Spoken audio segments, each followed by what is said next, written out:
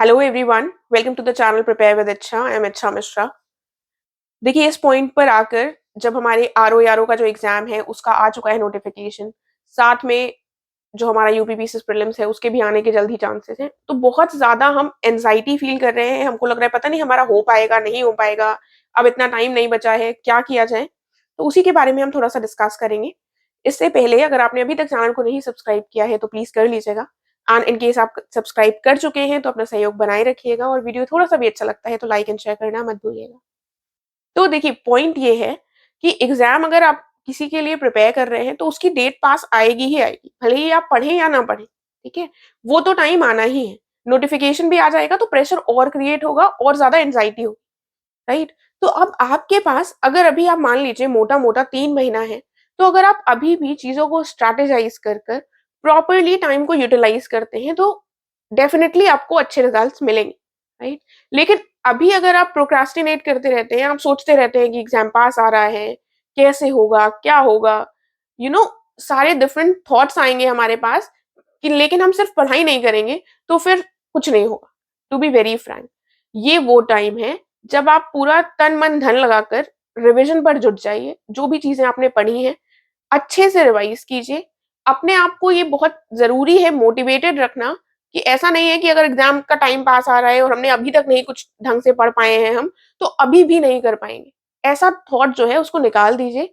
अभी को अगर आप अच्छे से यूटिलाइज करते हैं, ठीक है, प्रॉपरली स्ट्रैटेजाइज करते हैं अपनी चीजों को और फोकस करते हैं डिटेल्स के साथ पढ़ाई में, ऐसा ना हो कि आप सिर्फ ऊपर ऊपर रिवाइज करते हैं। वो सही नहीं है, क्योंकि अब यूपीपीसीएस प्रीलिम्स का जो ट्रेंड रहा है उसमें वो डिटेल्स में भी क्वेश्चन पूछते हैं, वो सिर्फ ऊपर ऊपर से नहीं पूछते हैं। जैसे मुझसे बहुत लोग पूछते हैं कि सिर्फ घटना चक्र और ल्यूसेंट पढ़ लें, तो देखिए मैं अपनी तरफ से वो रिकमेंड नहीं करूंगी, क्योंकि शायद लोगों का हो जाता हो उससे, लेकिन वो आपको रिजल्ट देगा ये मेरी तरफ से मुझे नहीं लगता कि दे पाएगा, राइट। ऑल्सो आपको मेंस का भी एग्जाम देना है, आपको एक अंडरस्टैंडिंग होनी चाहिए, राइट। और पहली बात तो अब ये पॉसिबल नहीं है कि हम घटना चक्र और ल्यूसेंट से केवल पढ़ लें, राइट। ये इंपॉर्टेंट है कि हम थोड़ा सा डिटेल्ड स्टैंडर्ड बुक्स को रेफर करें, लेकिन ये हो सकता है कि आपने अभी तक ना रेफर किया, राइट। तो आपको क्या करने की जरूरत है, आपको थोड़ा सा स्ट्रैटेजाइज बेटर करने की जरूरत है। प्रीवियस ईयर के पेपर्स को एनालाइज कर कर जो जो टॉपिक्स हैं, जो जो ज्यादा पूछे जाते हैं कुछ सेक्शन से, उनको थोड़ा सा आप डिटेल से देख लीजिए, राइट। और ये भरोसा रखिए कि अगर अभी भी आप अच्छे से स्टार्ट करते हैं, अच्छे से फोकस करते हैं, तो आपको रिजल्ट मिल सकता है। ये ना हो कि आप अभी से नेगेटिविटी और डिप्रेशन के चक्कर में जो फिलहाल का टाइम है उसको वेस्ट करें। ये बहुत इंपॉर्टेंट है, क्योंकि मैं देख रही हूँ चारों तरफ एंड स्टूडेंट्स आर लाइक कि मैम अब तो बहुत टाइम हो रहा है, एग्जाम आ रहा है। आई नो वर्किंग प्रोफेशनल्स के लिए इट्स वेरी टफ, बहुत टफ है बैलेंस करना, लेकिन ऐसा भी नहीं है कि इम्पॉसिबल है, राइट। कर लेते हैं जो करना चाहते हैं। तो it is now on you कि आप कैसे आगे का अपना चीजों को स्ट्रैटेजी प्रोवाइड करते हैं, चीजों को स्ट्रैटेजाइज करते हैं कि आपको फाइनल रिजल्ट्स अच्छे मिल सके, ठीक है।